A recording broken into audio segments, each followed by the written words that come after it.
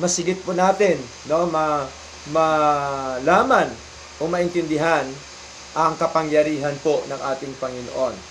Na ang ating paksa, the sovereignty of God.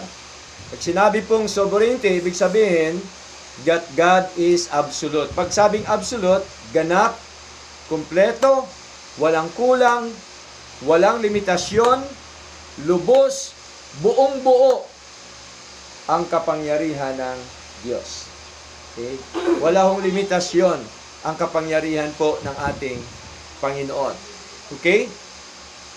So, dito po ay makita ho natin, mga kapatid, na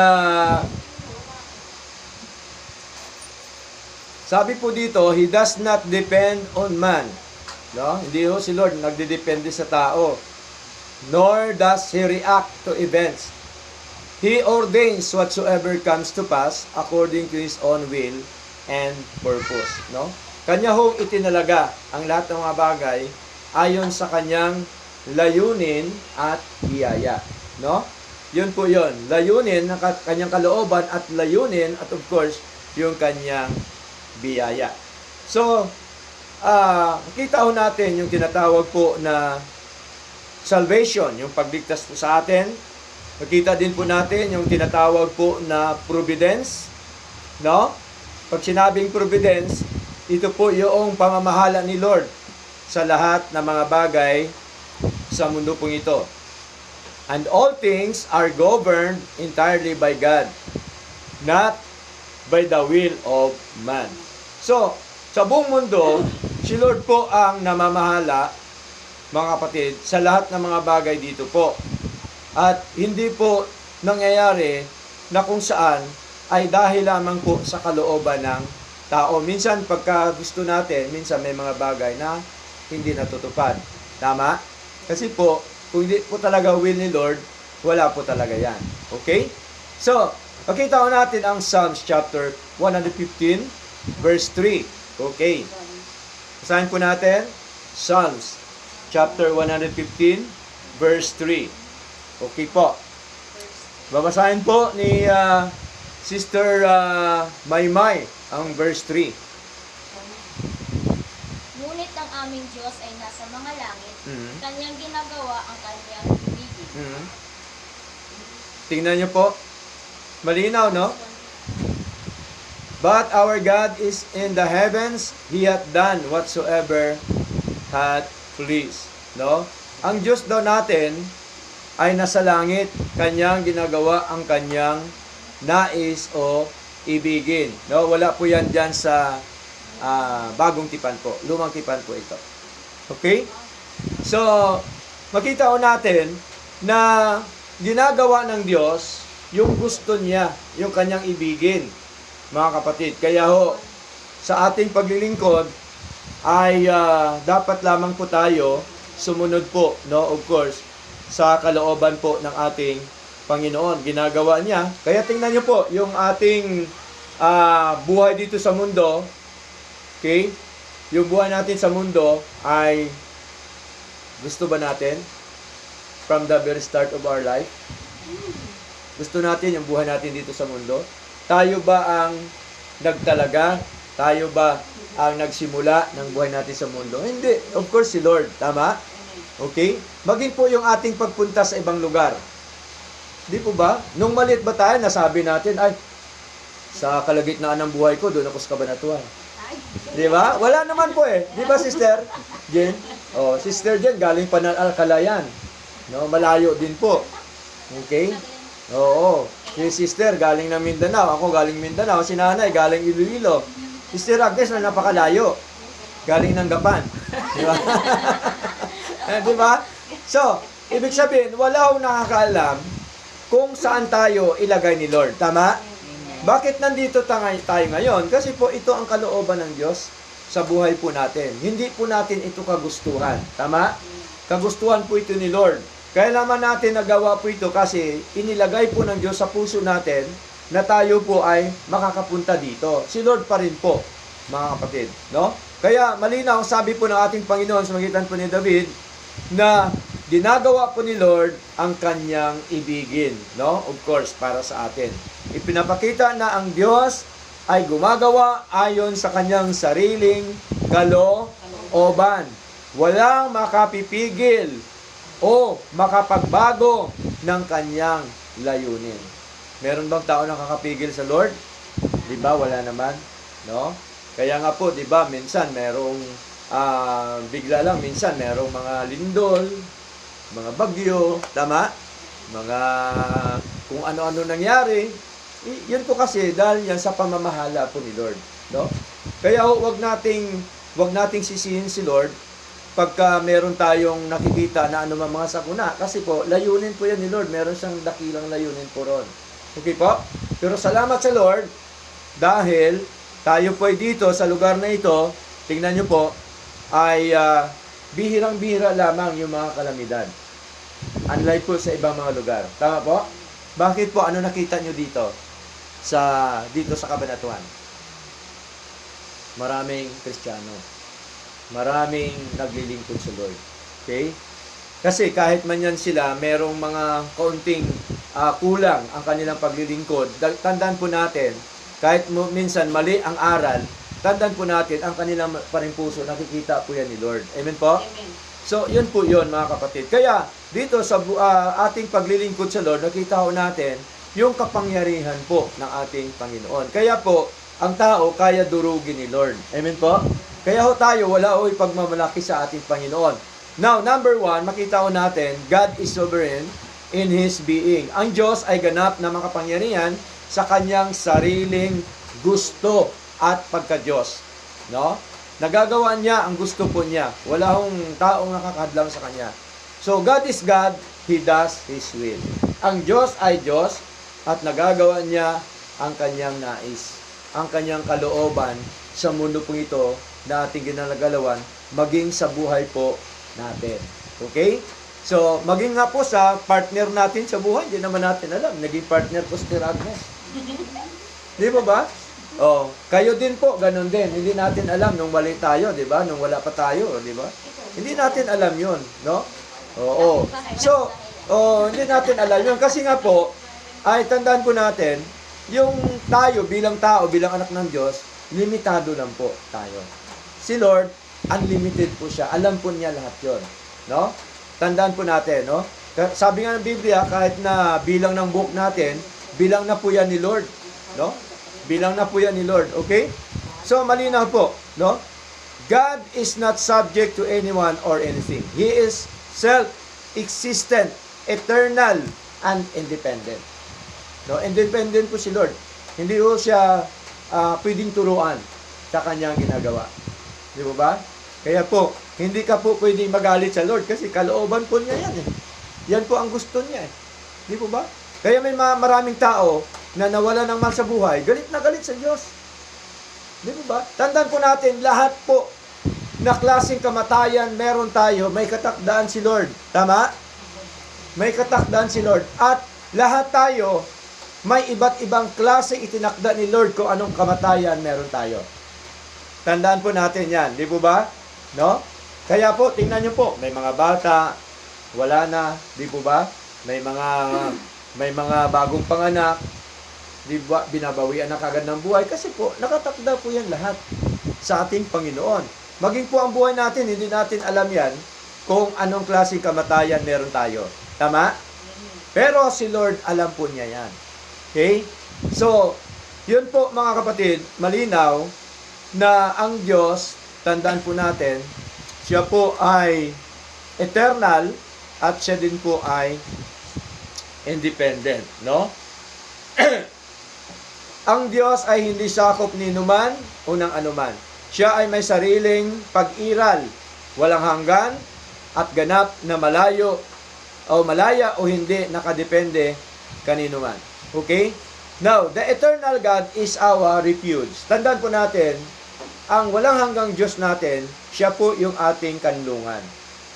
Okay? Siya po ang ating taguan, ika nga, no, sa buhay po natin. Kasi hindi po natin kaya ang mga bagay na kung wala po yung ating Panginoon. Deuteronomy chapter 33 verse 27, basahin po natin. Okay? Deuteronomy, sa lumang tipan, Deuteronomy, chapter 33, verse 27. Okay? Sige po. Sa wikang Tagalog, pakibasa po, Sister Marilyn. Ang walang hanggang Diyos Ay. ay iyong dakong tahanan, Mhm. at sa ibabay ang walang hanggang mga bisig, Mhm. at kanyang itinutulak sa harap mo ang kaaway, at sinabi, lansagin mo. Amen. So, malinaw po yan, no? Ang walang hanggang Diyos ay iyong dakong tahanan. So, kanlungan po natin si Lord. Siya po ang Diyos na walang hanggan. Eternal God siya, mga kapatid. Okay? At ang sabi pa po niya dito, at sa ibaba ang walang hanggang mga bisig. No? At kanyang itinutulak sa harap mo ang kaaway at sinabi, lansagin mo. Ito po, tandaan po natin, during the time, sa panahon nila ni David, no? Bago sila pumunta sa gera o sa digmaan, sumasangguni muna sila sa Lord. Sinasabi nila, Lord, ito po ba ay madadaig namin? Pag sinabi ni Lord na madadaig niyo yan, ibibigay ko yung lugar na yan.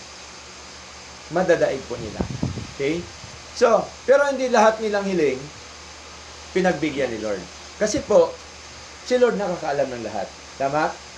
Si Lord po ang siyang nakakabatid kung ano po ang mangyayari sa kanila sa dako roon. Now, Isaiah chapter 46 verse 9 up to verse 10. Okay? Isaiah chapter 46 verse 9 up to verse 10. Okay?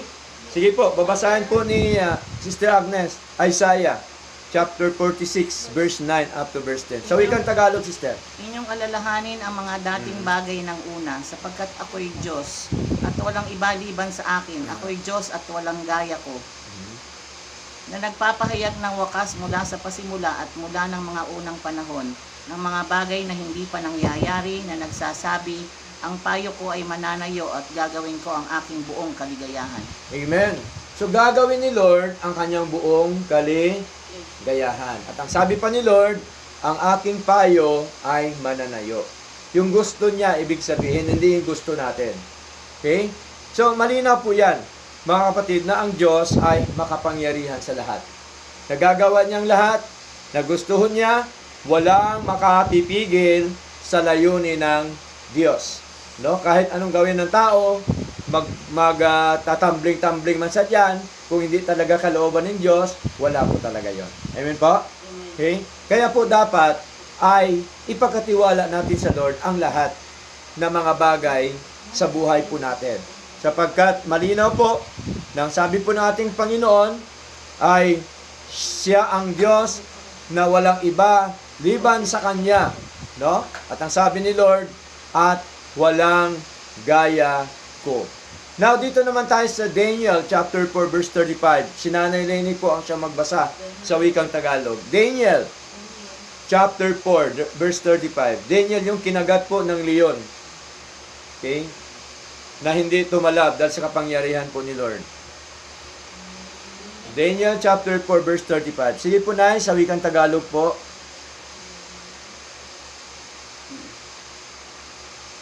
Ang lahat na nananahan sa lupa ay nabilang sa wala, Opo.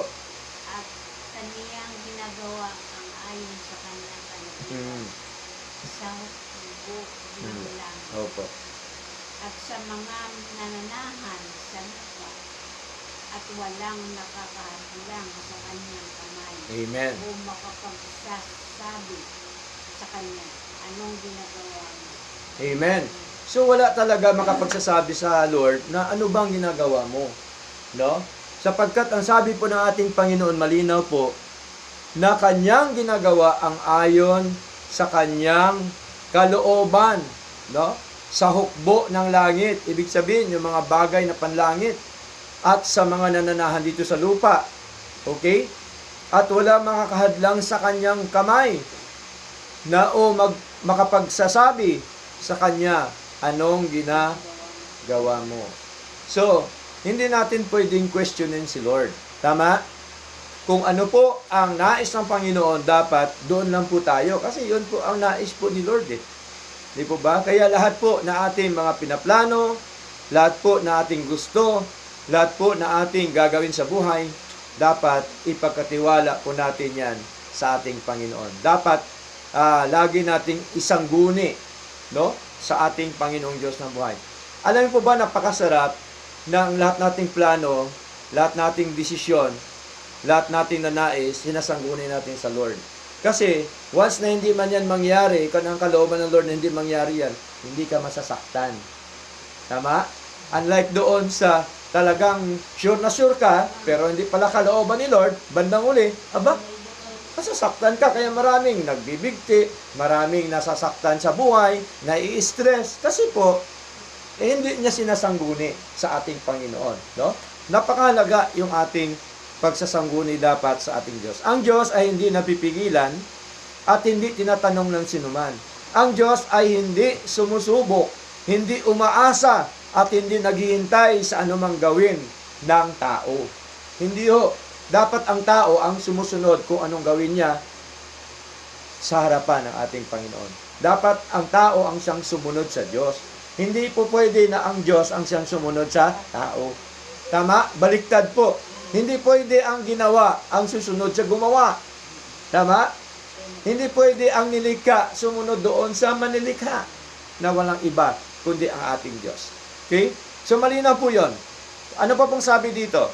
Siya ay nakakaalam, nagtatakda at ganap na isinakatuparan ang lahat ng bagay ng perpekto. No? Tingnan niyo po ang buhay ba natin, perpektong ginawa ng Diyos? Yung physical appearance natin, lahat? Perfecto. Di ba? Perfectong gawa ni Lord. Di ba? Okay? Oh. Pastor, may ilong ba tayo? Yes. Di ba? Kahit man ang ilong natin ay hindi yan matangos, perfecto pa rin yan gawa ni Lord. Di ba? Kaya ang ilong o mukha natin, wag na natin iparitoke kasi ito na po yung binigay ni Lord. Tama po? Okay? Kasi baka po mapariwara lang yung mukha natin pagka babaguhin pa. Okay na po ito. No? Kasi ito ang natural ang ginawa ng ating Panginoon. Mga kapatid. Okay? Tingnan niyo po, nagpaparitoke sa TV. Ano ang nangyari? Napapariwara. Nakagastos na, napapariwara pa. Nagkasakit. Tama? Namaga ang mukha kung ano nang naging itsura ng kanyang mukha. Kasi hindi sila kontento sa binigay po ni Lord sa kanila. Dapat maging kontento tayo. No? Bilang tao, maging kontento tayo kasi perfecto na ginawa ni Lord sa atin. Ngayon, kasi tayo dapat, yung binigay ni Lord na buhay sa atin, tayo dapat katiwala at iingatan natin ito. Di po ba? Tinuturuan tayo ni Lord kung paano ingatan ang buhay natin, sarili natin. Di po ba? Kaya naman nagkaroon ng tinatawag po na kapariwaraan ang tao kasi inaabuso. No? Inaabuso ang katawan. Inaabuso yung binigay na buhay ni Lord. Di po ba? Okay? So, mahalaga po yan mga kapatid na tayo po ay makita ho natin na ang Diyos ay makapangyarihan po sa lahat. Hindi kaya po ng tao ang kapangyarihan ng Diyos. Okay? Now, number 2, God is sovereign in eternal salvation. Ang Diyos ay makapangyarihan sa kaligtasan at buhay na walang hanggan. Okay? So, sa atin po ba, sa buhay po natin, ay atin po bang nakita o tayo po ba'y sumasampalataya na tayo po ay merong eternal life na? Baka meron pa sa atin, maybe. Maybe this time. Okay? Hindi po, tsak na po yan. Ginawa na po ni Lord ang kaligtasang eternal po natin. No? Now, eternal salvation is entirely the work of God. Ginawa po nino? Father, God the Father, Son, and the Holy Spirit. God said in His Word, I will do all my pleasure. Gagawin ko ang buo kong kaligayahan. Kung ginawa ni Lord na tayo na gawin ang mundo, ang langit at ang lupa at ang lahat ng mga bagay sa mundo ito, kaya din po ba tayo iligtas ni Lord? Amen. Yes, kaya tayo iligtas ni Lord. Nagagawa nga ni Lord ang gumawa ng langit at ang lupa eh. Nagagawa nga niya na tayo ginawa lahat ng mga bagay sa mundo ito. Eh lalo na yung kaligtasan at buhay na walang hanggan. So sa anong paraan? Dapat lang po natin makita sa anong paraan. Of course, sa paraan po ng tinatawag ng ating kung ano po ang sinasabi ng Panginoon, no, sa kanyang mga salita. Man has no part in causing or securing eternal salvation. Walang parte ang tao sa kanyang kaligtasan doon sa langit. Ang gumawa lamang ng kaligtasan, ang nagbigay sa atin ng kaligtasan, walang iba kundi ang ating Diyos. Man is not a co-savior with God. Wala akong co-savior si Lord na tao. Okay? Di po ba nung napako si Lord sa krus, meron po ba siyang kasama doon? Kaliwat kanan? Meron, dalawa. No? Dalawang magnanakaw. Ang isang magnanakaw, nung sabi niya, nagpakumbaba siya sa Lord. Lord, isama mo ako pagka nandun ka na sa paraiso. Yun po tinatawag na langit. Paradise, ibig sabihin. Ano sabi ni Lord? Ngayon din, isasama kita. Tingnan niyo po mga kapatid. So doon pala nakita ho natin, mga minamahal, na si Lord po ay walang co-savior. Siya po ang nagligtas ng lahat na mga hinirang ng Diyos before the foundation of the world. Tingnan niyo po, magnanakaw yun ha. Diba? Wala po yung ginawa ng mabuti.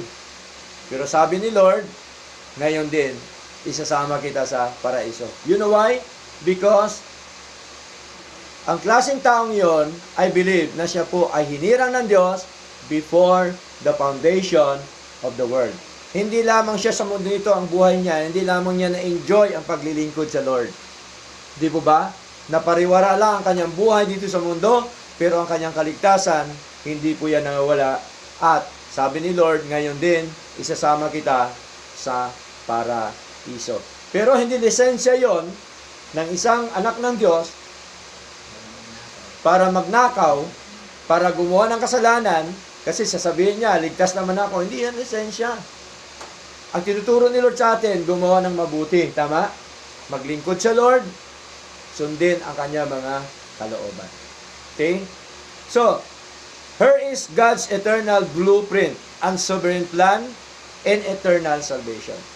Ang kaligtasang eternal, meron kasi yung blueprint, no, na sinusunod. Plano ni Lord yan, hindi plano ng tao. Diba? Katulad ng paggawa ng bahay, may blueprint ito. Tama po? Yung plano, anak ni nanay, gumagawa ng plano, si architect. Meron po yan blueprint. Bago po siya gumawa, meron na po yan blueprint, nakaplano na po yan, nakaguhit na po yan. Sa Lord, ang kaligtasan, ganun din. May blueprint na rin po yan before the foundation of the world. Okay? Sa anong paraan? Number one, makita ho natin, mga kapatid, na we are elected by God, the Father, before the world began. Tayo po hinirang na, mga kapatid, no? Before the world began. Basahin po natin 1 Peter chapter 1 verse 2. Sige po. Basahin po natin 1 Peter chapter 1 verse 2. Sige po, babasahin po ni Sister Jen. 1 Peter chapter 1 verse 2. Ayon sa kaunang kaalaman ng Diyos Ama, ang pagbanal ng Espiritu upang magsitalima at mga linsikan ng Diyos ni Jesucristo, biyaya at kapayapaan nawa sa inyo'y sinabi. Amen. No, sa English po, elect according to the foreknowledge of God the Father. Elect ka? No? Elect.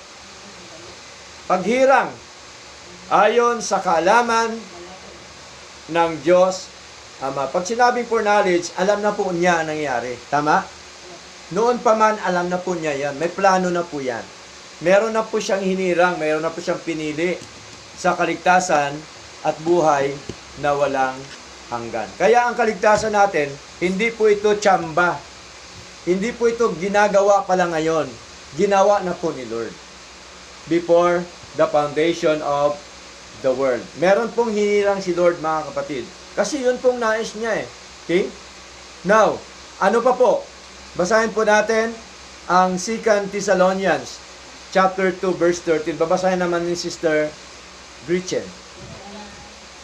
2 Thessalonians chapter 2 verse 13. Opo.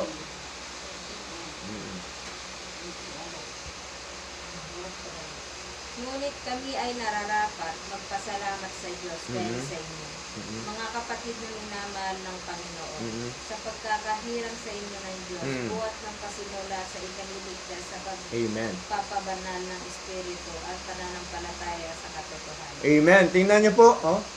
No? Tayo ay hinirang ng Diyos sa simula pa sa kaligtasan. No, unto salvation. Tingnan niyo po, to salvation. Malinaw po 'yan. After na tayo po ay naligtas, anong kasunod? Pananampalataya sa katotohanan. Ito po tayo ngayon, nananampalataya tayo ngayon sa katotohanan. Kasi po tayo, pinili na ng Diyos before the foundation of the world. Ngayon, gusto pa rin ni Lord ipakita sa atin para hindi tayo magdududa ng ating kaligtasan at buhay na walang hanggan. May ebidensya, may pruweba. Ano pong ginawa ng Diyos? Ay, ibinigay niya ang kanyang bugtong na anak. Tama? Ang ating Panginoong Hesus Kristo. So, we are redeemed. No? We are redeemed. We are redeemed by the blood of our Lord Jesus Christ. Basahin po natin, mga kapatid, Ephesians chapter 1 verse 7. Opo. Verse 7. Babasahin po ni Nanay, Ephesians chapter 1 verse 7 po. Sige po, Nay. Mayroon tayo ating katubusan sa pamagitan ng na nakapagpatawaran ng ating mga ayon sa mga kayamanan Ng kanyang biyaya. Ayon sa kayamanan ng kanyang biyaya, tayo pong lahat, tayo po ay tinubos sa pamamagitan ng kanyang dugo. Kaya tayo po'y naligtas. Ephesians chapter 2 verse 5. No? Ephesians chapter 2 verse 5. Basahin po ni Sister Marilyn. Chapter 2 verse 5. Okay? Ang pagtubos ba sa atin, niligtas tayo sa biyaya ng Diyos? Yes. Sige, Sister. Bagamat tayo'y mga patay, dahil sa ating mga kasalanan, tayo'y binuhay na kalakip ni Kristo. Sa pamamagitan ng biyaya, kayo'y nangaligtas. Amen. Malinaw po yun, no? Tayo po ay binuhay kalakip ng ating Paiso Kristo. Ibig sabihin, siya po ang nagtubos sa atin. Ibig sabihin, siya pong nagligtas sa atin. Malinaw po yon na ang sabi po ng ating Panginoon sa pangitan ni Pablo ay, for by grace ye are saved. No? Sa pangitan ng biyaya, kayo ay nangaligtas. Bakit biyaya? Kasi po ang gumawa ang Diyos. Tama? Okay? Pagka kasi tao ang gumawa, hindi na po yan biyaya. Tama? Pagka ang Diyos ang gumawa, biyaya po yon. Next, no? We are regenerated by the Holy Ghost. Basahin po natin, Titus chapter 3 verse 5. Okay? Sige po, babasahin Sister Maymay. Titus chapter 3 verse 5 po. Na hindi dahil sa mga gawa sa katuwiran na ginawa nating sarili, kundi ayon sa kanyang kaawaan at kanyang iniligtas tayo sa pamagitan ng paghuhugas muli, kapanganakan at ng pagbabago sa Espiritu Santo. Amen. Malinaw po yun, no? Kaya ang nag-regenerate po sa atin o nagbigay sa atin ng tinatawag po na pagbabago sa buhay po natin, walang iba kundi ang Espiritu ng Diyos. Kaya tayo ay hindi tayo naging naligtas dahil sa katwiran ng ating katwiran, yung ating mga ginagawa, ibig sabihin, no? Paano tayo niligtas? But according to His mercy, He saved us, no? Ayon sa kanyang awa, sa kanyang habag, kaya tayo ay naligtas. Kaya tayo po mga kapatid, kinahabagan lang po ni Lord. Amen? Kaya po, malinaw po yon na ang tatlong ito, yung Ama, ang Anak, at ang Banal na Espiritu, ang siyang nagligtas po sa atin. Lahat tatlong sila may ginampanan tungkol sa ating kaligtasan at buhay na walang hanggan. Election is unconditional, redemption is particular for the elect only, regeneration is immediate, not by means. Malinaw po yon. Now, salvation is by grace alone, not by man's will or gospel effort. No? Hindi po yan dahil sa ebanghelyo o sa gusto ng tao, kundi ang kaligtasan ay biyaya ng Diyos. Ibig sabihin, ginawa po yan ng ating Panginoon. So, God, sovereign, and salvation. Okay? Now, number 3, God is sovereign in providence. Ano po ba ibig sabihin ng providence, mga kapatid? No? Providence means God rules, governs, and direct all events in time. No? Malinaw po yan na siya po ang nagpapatakbo, no, ng mga bagay dito sa mundo natin pong ginagalawan. Kaya po may tanong minsan, paano ito nanatili ang mundo bilog? Sino ang humahawak? Kasi kung wala humahawak, babagsak ang mundo. Di ba bilog ang mundo? Hindi Hunebra. Okay? Bilog po ang mundo. So, sino humahawak? Si Lord. Of course, yung kapangyarihang kamay ng Diyos, ang siyang humahawak. Okay? So, kung walang humahawak yan, babagsak yan. Okay? So, ang humahawak, yung kapangyarihan po ng ating Panginoon. Now, basahin natin Proverbs chapter 16, verse 9.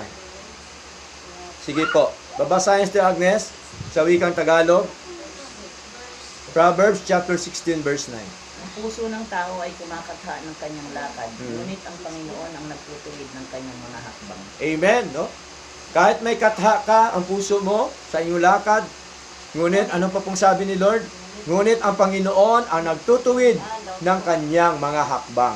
Si Lord pa rin po yun. Kahit anong plano natin, anong hakbang na gagawin natin, lahat po yan, mga kapatid, tandaan po natin, si Lord pa rin ang siyang nagtutuwid ng ating hakbang. Okay? So, dapat ipagkatiwala natin yan sa ating Panginoon.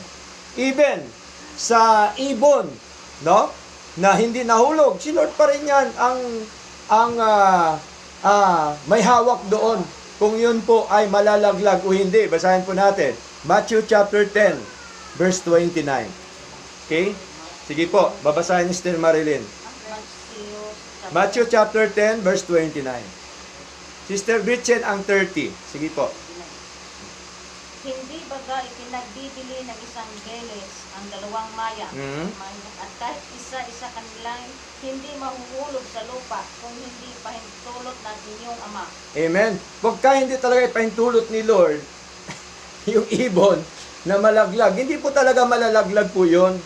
So, ibig sabihin, kasi siya pong namamahala ng lahat. Tama? Okay? Next, yung buhok, sister. Okay? Verse 30. Kadatwat maging ang mga buhok ng inyong ulo ay pawang bilang na lahat. Amen. Sino nakakapagbilang ng buhok natin? Si Lord lang. Di ba? Ako nga, wala na nga buhok, di ko pa nga mabilang eh. Di ba? Yung wala na nga buhok, hindi nga mabibilang eh. Pag natira na kaunti eh. Di ba? Sino ho makapagbibilang?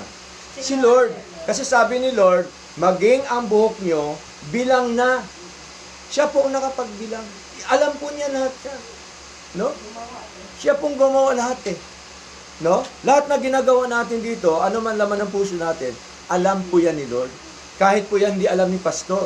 Alam po yan ni Lord. Kahit di pa alam ng pamilya natin, man natin sa buhay, asawa natin, anak natin, alam po yan ni Lord. Kahit itago mo man yan sa comfort room, alam pa rin ni Lord yan. Kahit saan mo yan itago, alam po yan ni Lord. Si Lord, higit pa po sa CCTV. Ang CCTV, limitado lang. Pero si Lord, hindi limitado. So, malinaw po yan mga kapatid, na ang buhok natin. Kaya si Lord po ang siya na mamala. Ang Diyos ay hindi basta tumutugon lamang ng mga pangyari, kanyang tinalaga na at patuloy na pinamahalaan ang lahat ng bagay, malaki man o maliit. Siya po namamahala, mga kapatid. Tingnan nyo po, kaya po tayo umaasa lamang po sa biyaya ng Diyos. Tama? Lahat po sa buhay natin, umaasa lang po tayo sa biyaya ng Diyos. Tumatakbo ang buhay po natin sa biyaya po ng ating Panginoon. Okay, so malinaw po yan mga kapatid. Next, panghuli po ng ating pag-aaral. God is sovereign over man's will. No? Makapangyarihan ng Diyos, ganap siya ng makapangyarihan sa kalooban ng tao. No? Ano man ang kalooban natin, mas sigit po ang kalooban ni Lord. Amen? So, man is responsible. Tama po yon na ang tao dapat ng Diyos maging responsable, no, sa ipinagkatiwala ni Lord sa atin. 'Di ba? Ang buhay natin pinagkatiwala ni Lord, ang negosyo natin pinagkatiwala ni Lord, trabaho natin pinagkatiwala ni Lord, dapat maging responsable tayo. Yung buhay na ito, anong responsable natin? Ang buhay na ito, alagaan. Tama? Hindi abusuhin. Di mo ba? Alagaan. Dapat ang ating katawan, ang ating buhay na ito, na binigay po ng ating Panginoon. Okay? Kaya po, siyempre, ang katawan nating pisikal, pagka oras ng tulog, tulog talaga. Kaya nga, merong, di ba? Kaya nga, merong tayong gabi, merong araw. Pag araw, trabaho. Tama? Pagka gabi, ay pahinga, tulog po yan. Kasi tingnan nyo po, ang physical natin ng katawan, no? Meron po tayong immune system na nire-repair yung katawan natin. Okay? Ngayon, pagka inabuso mo yan, natutulog ka na ng madaling araw na. Diba? Wala na sa oras. Hindi yan nare-repair. Tama po? Kaya ang tao nagkakaroon ng sakit. Tama? Kasi wala sa oras ang pagtulog, wala sa oras ang kanyang pagkain. Oh. Di ba? Kaya po, ay, yung katawan natin na binigay ni Lord, pamahalaan natin maayos. Lahat po yan, negosyo, trabaho, lahat po yan, binigay ni Lord sa atin, dapat pamahalaan po natin yan, mga kapatid. Okay? Now, ano pong sabi dito? Romans chapter 9, verse 15. Okay? Up to verse 16. Babasahin po ni Nanay Lenny po. Sige po.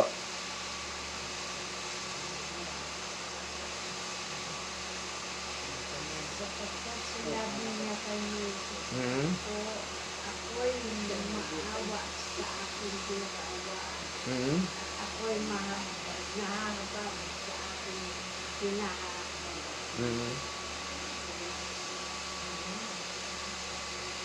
Verse 16 po, Nay.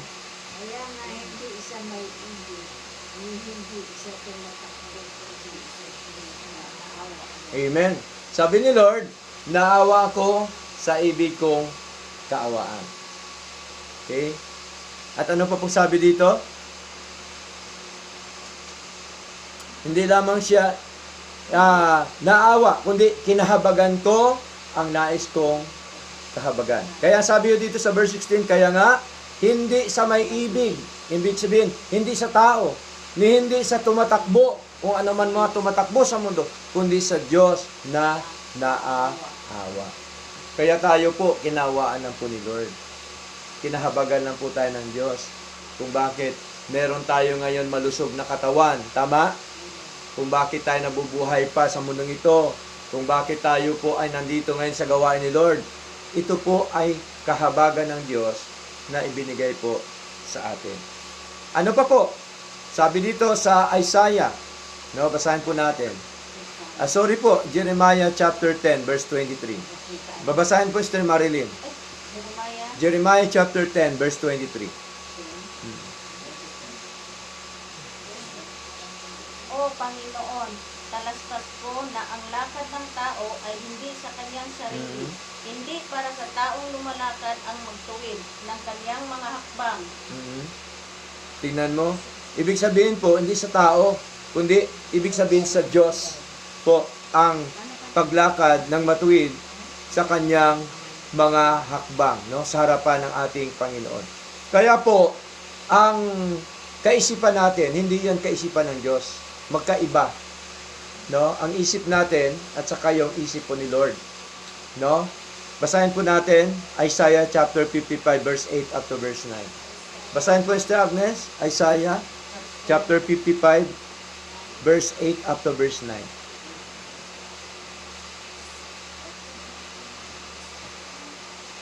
Sapagkat ang aking mga pag-iisip ay hindi ninyong mga pag-iisip, o ang inyong mga lakad ay aking mga lakad, sabi ng Panginoon. Sapagkat kung paano ang langit ay lalong mataas kaysa lupa, gayon ang aking mga lakad ay lalong mataas kaysa inyong mga lakad, at ang aking mga pag-iisip kaysa sa inyong mga pag-iisip. Amen. So, hindi po talaga. Kasi po, tayo dito sa lupa lang, si Lord naman sa langit. At si Lord po ay makapangyarihan po sa lahat. Kaya ang iniisip natin, hindi po yan ang iniisip ni Lord. No? Kaya dapat ang pag-iisip ni Lord sa kanyang mga salita, ang siya nating sundin, no, sa ating paglilingkod na ito. Ang malayang kalooban ng tao ay hindi nakapangibabaw sa kalooban ng Diyos. Ang mga pasya ng tao ay hindi nakakapigil sa plano ng Diyos. Ang kalooban at layunin ng Diyos ay tiyak na natutupad. So malinaw po na ayon pa rin po yun lahat, no, sa kalooban po ng ating Panginoon. Now, dadako tayo sa ating conclusion na po, mga kapatid. Makita ho natin dito, the sovereignty of God is not only a doctrine, it is our peace, assurance, and hope. No? Hindi lamang po ito doktrina, kundi ito din ay kapayapaan, katiyakan sa buhay po natin at pag-asa. Kasi po, si Lord lahat ang may gawa sa pamagitan po ng kanyang kapangyarihan. Siya pong namamahala ng lahat. Our eternal salvation rests wholly in the sovereign grace of God. No? Dahil po sa kapangyarihan ng Diyos, ay meron tayong tinatawag na walang hanggang kaligtasan. No?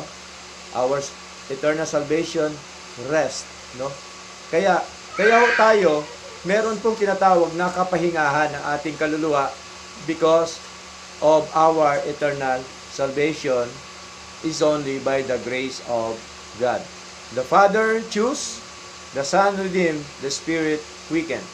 God will bring His people safely home, heavenly home. No? Tayo po ay dadalhin ni Lord.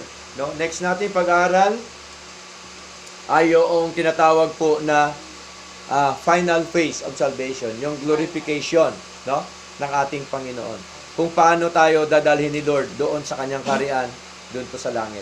For of Him, and through Him, and to Him are all things, to whom be glory forever. Amen. So, sapagkat sa Kanya, at sa pamamagitan niya, at Kanya ang lahat na mga bagay. Tingnan niyo po, to whom be glory forever. Sa Kanya ang kapurihan, karangalan ng walang hanggan.